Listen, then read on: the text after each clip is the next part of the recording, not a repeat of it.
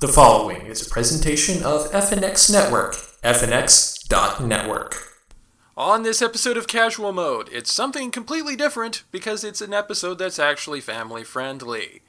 We've got the leaked guidelines for announcers from the WWE, a review of a mobile game, US versus Japan yet again, but this time with giant robots, and in silly news dumb tweets, some young people who are literally suffering for their art. It's Casual Mode, episode 23, and it starts now.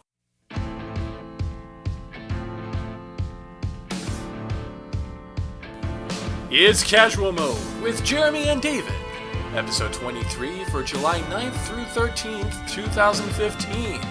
Bring the kids! Hello everybody and welcome to Casual Mode, the podcast for geeks of all trades and masters of none. I am your host, Jeremy, and not with me, as always, is my little brother, David. Unfortunately, he's having to take the next 2 weeks off for personal reasons.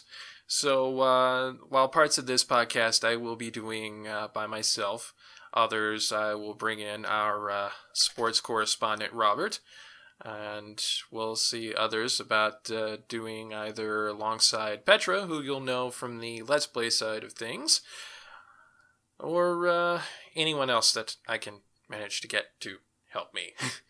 It's going to be a weird 2 weeks. This episode in particular is going to also be kind of weird because it's going to be the first recorded incidents in Casual Mode history where this episode has actually been designed to be kid-friendly. There is a very good reason for that.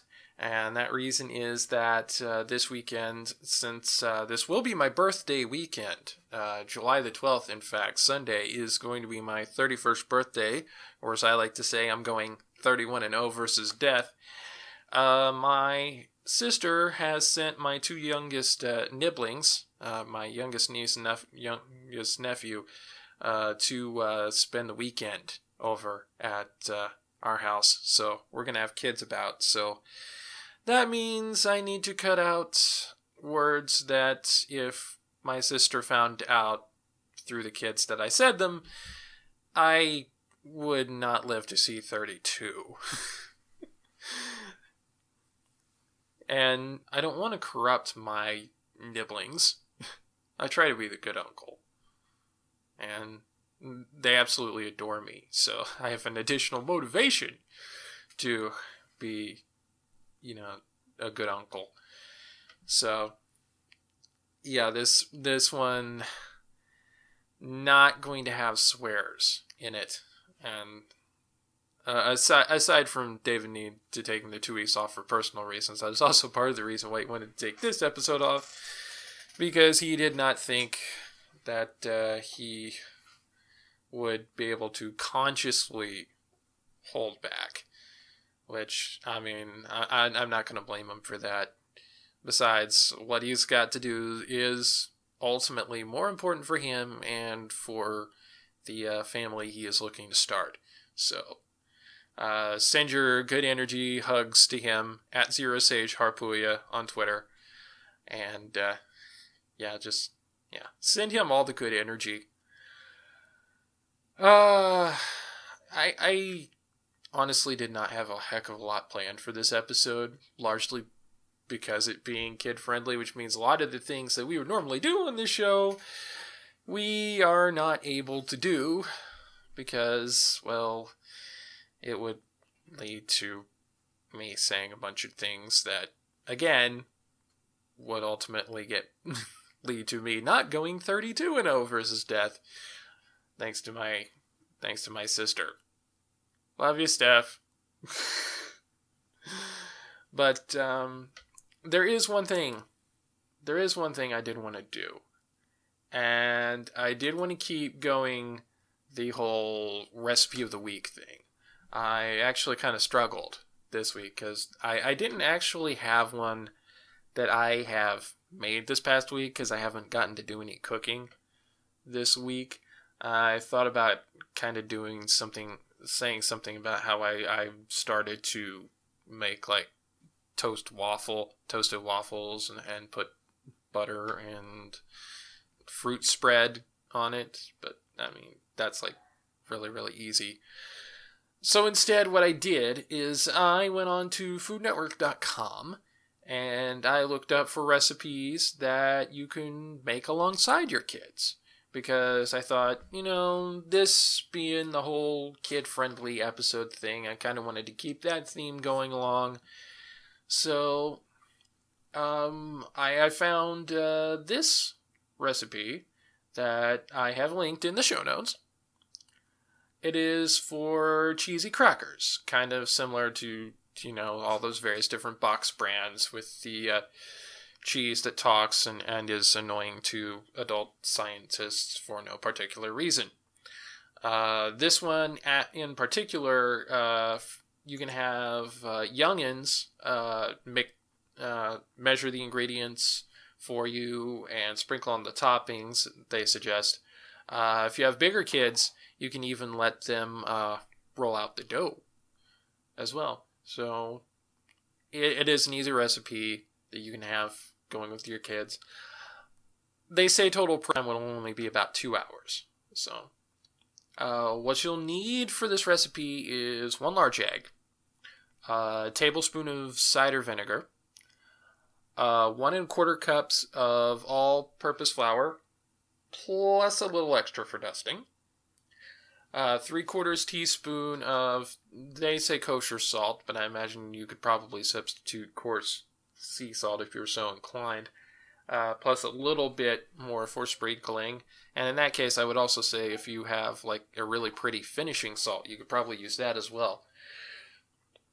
1/2 teaspoon of dry mustard powder, 1/2 teaspoon of paprika, 1/4 teaspoon of turmeric, 6 tablespoons unsalted butter, cut into small pieces. You'll want to do that and not have the kids worry about that so they don't hurt themselves. 1/2 cup of shredded cheddar cheese and 1/2 cup of grated Parmesan cheese.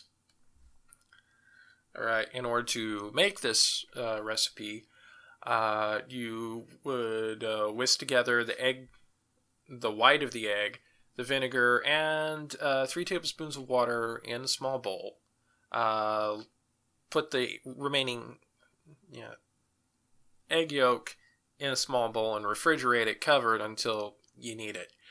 As for all the dry goods, the flour, salt, mustard, paprika, turmeric, it says to combine them in a food processor and then also pulse in the butter, the cheddar cheese, and the Parmesan cheese until the butter is entirely broken up. After that, you pour in the egg white mixture and then pulse that until the dough comes together into a little ball. If it's still a little wet, that's okay. All right, place the dough on a large piece of plastic wrap, and then you can pat it out into a 1/2 inch thick square. Wrap it up, refrigerate it, chill it, an hour. All right. Preheat your oven to 350 degrees. Have 2 oven racks at about 1/3 and from the top and the bottom. You'll want to have 2 baking sheets for this. Line them with parchment paper. You can get parchment paper at any supermarket these days.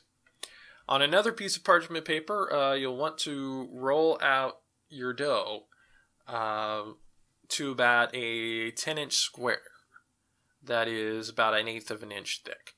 If you have like pastry rolling rings, then that's a good way to guide, or like small dowels that you can kind of use as a guideline, square dowels that you can use as a guideline, that works too. If you find it too sticky, of course, that's what the extra flour's for. Trim it out to straighten it up into a square, and then you can use a pizza cutter to cut it into little 1-inch squares.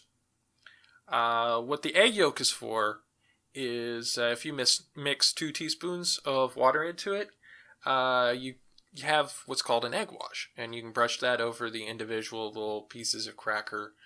If you want to resemble a common commercial brand of cracker, you can also stick a little hole in the center if you are so inclined, but that's up to you. But brush the egg wash over each one of the crackers to be. Sprinkle them with a little bit of salt. And then you bake them for around about 20 minutes or until they are golden brown on the bottom. And you'll want to rotate them halfway through, especially if your oven's not exactly known for being the most accurate of ovens. Let the crackers cool and then on the baking sheet for a few minutes, and then transfer them to a cooling rack to cool them completely. You can store them in an airtight container for up to 2 days, or you can freeze them for up to a week, and then you've got your own lovely little cheesy crackers that you can snack on at any time you wish. And of course, they're going to be good for you because you know all the ingredients that are going into them. And to anyone who says that butter is not good for you, I say, nuh-uh.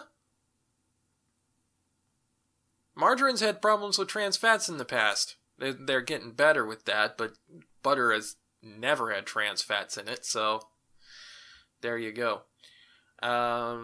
It should yield about 100 crackers. So, yeah, that looks good.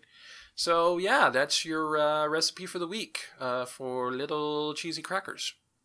So, go out, have fun with your kids, and make the Nomables.